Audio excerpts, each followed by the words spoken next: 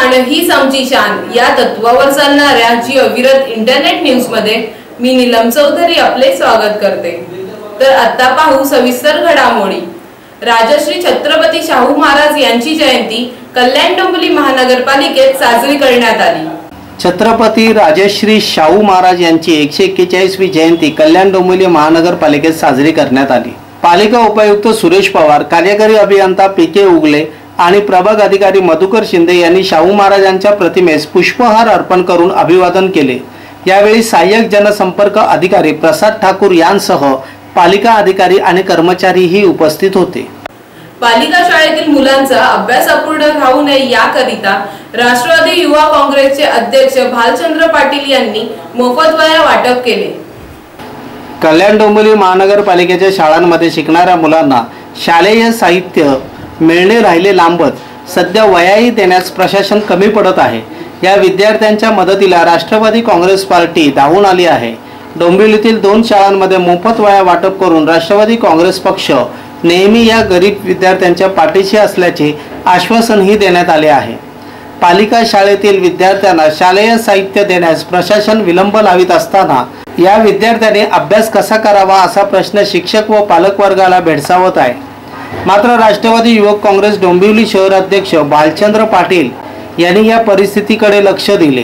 राष्ट्रवादी राज्य प्रतिनिधी राजेश शिंदे, सुरेंद्र म्हात्रे, भाऊ पाटील यांसह अनेक कार्यकर्त्यांनी डोंबिवली पश्चिमेकडील देवीचा पाडा येथील संत तुकडोजी महाराज प्राथमिक विद्यालय शाळा क्रमांक 56 आणि नवापाडा येथील क्रांतीवीर चापेकर बंधू शाळा क्रमांक 23 या 2 शाळेत जाऊन विद्यार्थ्यांना मोफत वह्या वाटल्या।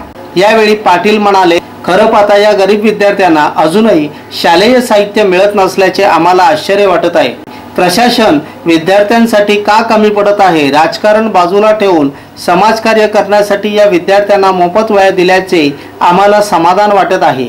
या कामासाठी राष्ट्रवादी काँग्रेस पार्टीचे नगरसेवक विकास म्हात्रे यांचीही मदत आम्हाला झाली असे त्यांनी सांगितले।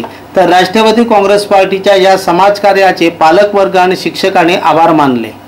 गेल्या काही दिवसापूर्वी वृत्तपत्रामध्ये मला समजलं की महानगरपालिकेच्या शाळेतले जे विद्यार्थी आहेत त्यांना फक्त पाठ्यपुस्तकं दिली गेली आहेत, त्यांना वह्या व इतर साहित्य दिलं नाही।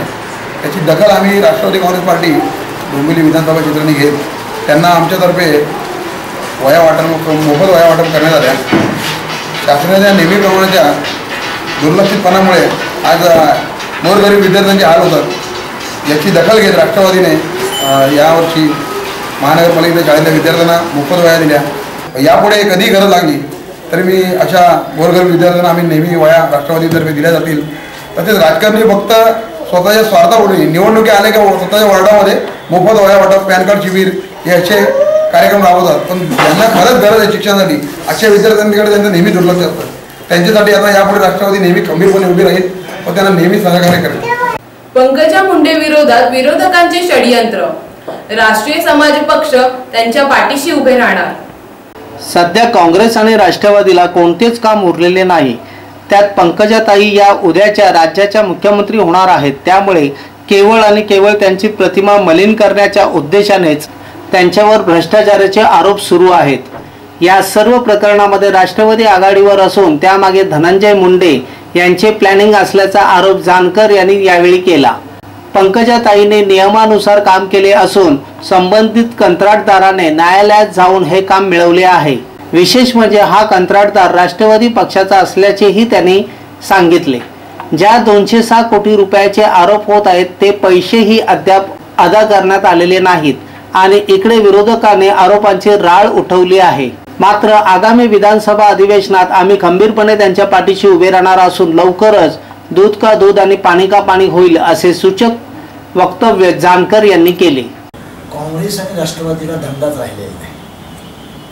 पंकजा मुंडेचा वडीलच करोडपती आहे आणि पंकजा मुंडे ही उद्या राज्याची मुख्यमंत्री होणार आहे। मग तिला डॅमेज कसं करायचं?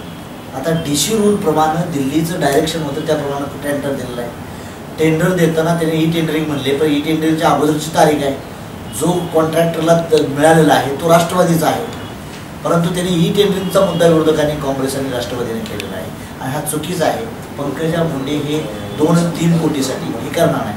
206 कोटी आहे ते अजून पैसेच रिलीज झाले नाही, पैसेच त्यातनं रिलीज झाले नाही. त्यामुळे मी दावेदारपणाने सांगतो की पंकजा मुंडे माझी बहीणच लागते आणि ते असल्या ह्या गोष्टी करणार, कारण ते CMचे कॅन्डिडेट असणार आहे काही दिवसांनी. मग आम्ही ज्यावेळेस मोठं PM CM व्हायचं त्यावेळेस असल्या ब्रगजळात अडकणारी माणसं नाही, पण काही माणसांनी जाणून बुजून तिच्यावर हे षडयंत्र केलेलं आहे. त्यात राष्ट्रवादी नंबर 1 आहे, धनंजय मुंडे वगैरे ह्या लोकांचं प्लॅनिंग आहे, पण त्यात ती बेकसूर आहे. आणि राष्ट्रीय समाज पक्ष पंकजा मुंडेच्या पाठीमागे खंबीरपणे उभा आहे. उद्याच्या विधानसभेत देखील हा प्रश्न येणार आहे, त्यावेळेस आम्ही तिची खंबीर बाजू धरू. काल आठवले साहेबांनी समर्थन दिलं चांगलं, राजू शेट्टी बोलले, विनायक मेटे बोलले, आणि राष्ट्रीय मित्र पक्ष टोटल पंकजाच्या मागे खंबीरपणे उभा आहे. पण साहेब एक प्रश्न असा उभा राहतो की तर याचबरोबर हे बातमीपत्र संपले. नमस्कार.